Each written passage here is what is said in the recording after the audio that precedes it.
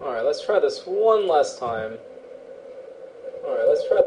Alright, cool. Microphone is working, stream should be working, everything should be fine and dandy. So, here we are. This is going to be Andy, aka K-Site3, going to be bringing you back the casting game from the Tulane versus Rice game. Dave&ShamWoW did not want their game to be streamed, so I'm bringing you this in replay format. Unfortunately, this is not live. However, because it's in replay format, I'm actually able to cast this game in higher graphics quality. I did watch the stream that I played in, and I saw that even in the low graphics settings, the stream was definitely lagging while I was in large engagements. So anytime I'm going to have any live casting going on, I'm definitely going to be lowering the graphics quality. But when it's in replay, I've seen that I can have this in finer detail and still catch everything quite smoothly. So we are going to go ahead and watch this replay of the 2 versus 2 game of Tulane versus Rice. Team Rice, we're going to have the blue Terran spawning in the top left position, knows all, and the purple Zerg in the bottom left position, Dream, for Team Rice. And for Tulane, we've got Dave, the pink Protoss player, in the top right position, and we've got ShamWoW, the teal Terran player, in the bottom right position.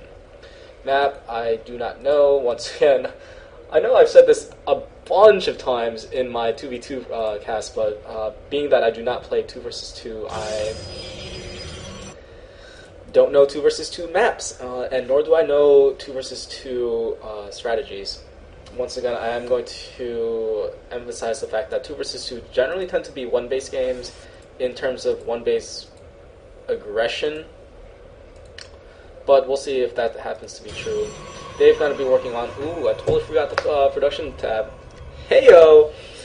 We're going to be looking at the really early gateway. It looks like it's a 10 gateway. And I do, once again, if you are going go for a wall off, I really dislike the positioning of this pylon because this is so vulnerable to a Baneling bus.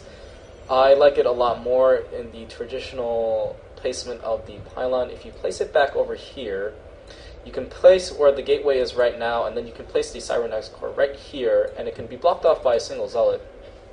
But it gives you the two buildings, the gateway, which has 1,000 HP, and the Cybernetics core, which has 1,100 HP, to be the two buildings that block off your ramp.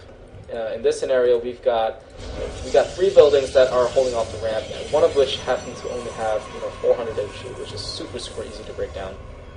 But anyway, Cybernetics core is going to be coming down for Dave, and in the bottom right position, it looks like ShamWoW is going to be opening up with a refinery. We're going to have to see if he decides to go for a money dump strategy once again. And I guess technically people don't even know what that really is because my other 2 games got deleted. But a money dump is basically where one player mines all their resources and sends it over to the other player. In the previous 2 games, Dave has gone for a 7 gateway with a blink upgrade push, with the help of ShamWoW, of course. Team Rice is going to be, looks like he's going to be opening up with a reactor barracks, but he is grabbing a second barracks, no doubt, for an early aggression game. And it looks like there was a canceled building over here, and Dave's probe is going to be taken out, and it looks like he's only seen the gas pool opening. But it does look like Dream is going to be opening up with a Roach Warren, so looks like 2 racks, Marines and Marauders, and Roach going to be coming down from Team Rice very quickly. It looks like ShamWoW is going to be working on a couple of Marines. Looks like the Tech Lab is going to be going down, and for the first time, ShamWoW is going to be playing a standard game, it looks like. ShamWoW opening up with the barracks and a factory. And it looks like he's looking to switch it off, so it looks like it's going to be Blue Flame Hellions or siege tanks. Being that it's a 2 versus 2 game, I would assume siege tanks is way more likely, since Blue Flame Hellions is way more likely to be used for harassment rather than big engagement. And it looks like he's going to be going for the siege tank with the siege tank or siege tech. Looks like we got 3 gate coming from Dave, and everything looks pretty good. Looks like the warp gate technology is going to be finishing up momentarily. Canceling that stalker, so you can, yeah, there we go. Alright, cool. And this is actually the first time that I've casted a 2 versus 2 game with a Zerg, and it does look like the Marines and Marauders with the Roaches are going to be coming down very, very quickly. But I didn't want to emphasize the fact that having a Zerg on your team makes it very, very easy to control these 2 Xel'Naga towers, which is very, very huge in map control, as well as having a lot of speedlings allows you to have a much more easily made counterattack. And counterattacks are fairly important in 2 versus 2 because in a 2 versus 2 map, or I'm sorry, I'm going to talk about that in just a second, but it looks like the Roaches and the Marines and Marauders are going to be engaging ShamWoW. ShamWoW is going to be placing his tank on the high ground, but I don't like the placement over here because it definitely can be very easily picked off by units over here. And same with this siege tank. And it looks like this Roach is going to be this siege tank needs to come back into tank mode so that it can take out this Roach. And it looks like this Roach is going to be providing the vision again for these Roaches, so this tank is definitely going to be going down. And it looks like the Tech Lab actually went down as well, so he's not going to be able to produce any more tanks either. This is going to make ShamWoW not be able to produce the units that he wants for quite a while.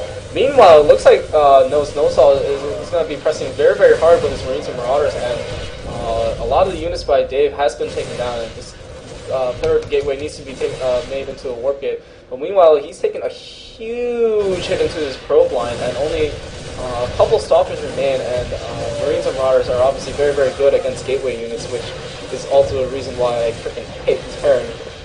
But regardless, it looks like Dave is going to be able to clean that up, but he's taken such a huge hit into the mineral line. And meanwhile, it looks like Team Rice is going to be taking expansions. I'm actually not sure how much I like both of the players taking an expansion. I think one player taking an expansion is okay, but 2 players both getting expansions is going to be limiting their production facilities by a lot. And I mean, at this point, ShamWoW and Dave really have no choice but to go all in over here and get all their units and pretty much attack. So I think one player taking an expansion is good. I'm really not sure how much I like the second player also taking an expansion, but I mean, they did so much damage over here that I don't think it really even matters, to be honest. Looks like 2 double factory and double barracks from ShamWoW. Gonna be working on tanks and Hellions, and looks like he's gonna be supply blocked for a while. For a long while, sir. That was not good. Looks like a missile turret going to be coming down from ShamWoW. I'm not really sure, like, what the point of this turret is. This is defending, like, nothing. I mean, like, if a drop were to come here, it can come this way, but it's way more likely that it's going to come this way anyway. I mean, this turret is not protecting anything. I would much like it if the missile turrets were closer into the mineral line. But I'm not really even sure if I like the idea of getting missile turrets right now. I think that he should be spending his minerals on units rather than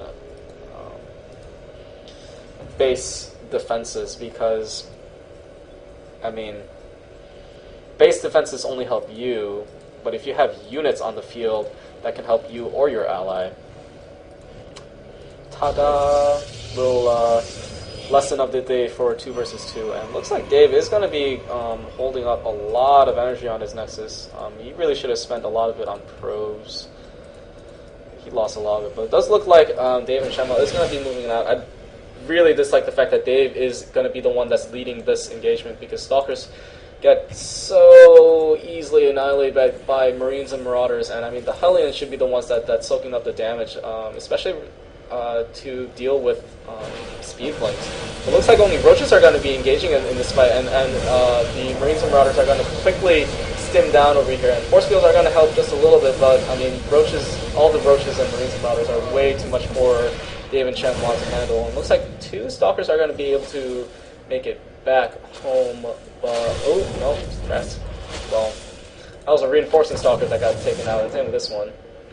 And Dave and ShamWoW are going to be struggling to have enough units to defend against this. I mean, this is a really, really big army. And it looks like the second push is going to be the nail in the coffin over here. And Dave is going to be calling the GG. So, looks like Rice is going to be taking home the win in 3-0. I forgot to mention that I didn't want to give a spoiler alert, but Game 4 was actually not played because Alex's opponent, did not want to play because he had homework to do or something like that. LOL, college students. But it does look like Rice is going to be taking home the win from Tulane, so congrats to them. And I'm going to go ahead and end this broadcast. Thanks for tuning in. This has been Andy, aka KSI3, and I'll see you guys next time.